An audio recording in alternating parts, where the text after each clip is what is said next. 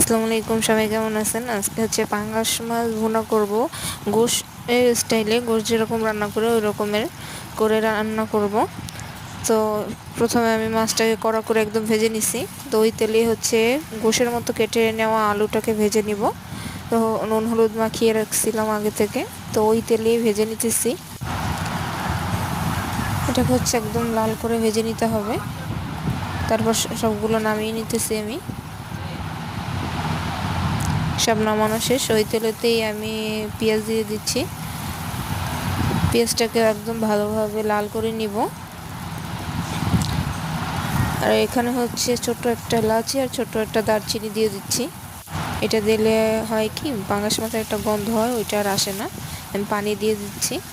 এখন হচ্ছে পেঁয়াজ বাটা দিয়ে দিব, আর হচ্ছে আদা জিরা বাটা একসাথে দিয়ে দিচ্ছি, আর একটু রসুন দিয়ে দিচ্ছি।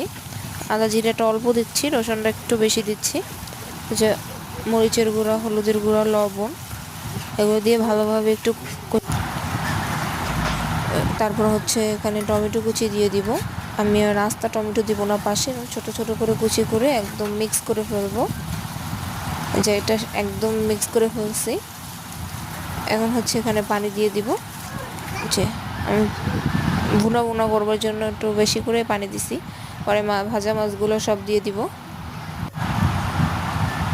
চারপাশ থেকে একটার সাথে একটা যেন লেগে না যায়।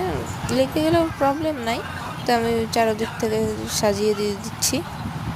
পরে আলুগুলো উপর থেকে দিয়ে দিচ্ছি। এটাকে আমি আর ঢাকনা দিব না, আমি মাছটাকেও কড়া করে ভেজে নিছি। আলুটাকেও একদম পুরোটাই সবগুলোই সিদ্ধ হয়ে গেছে। জাস্ট আমার রান্নাটা কমপ্লিট হয়ে গেছে। এখন আমি একটু জিরার ফাঁকি দিয়ে দিচ্ছি।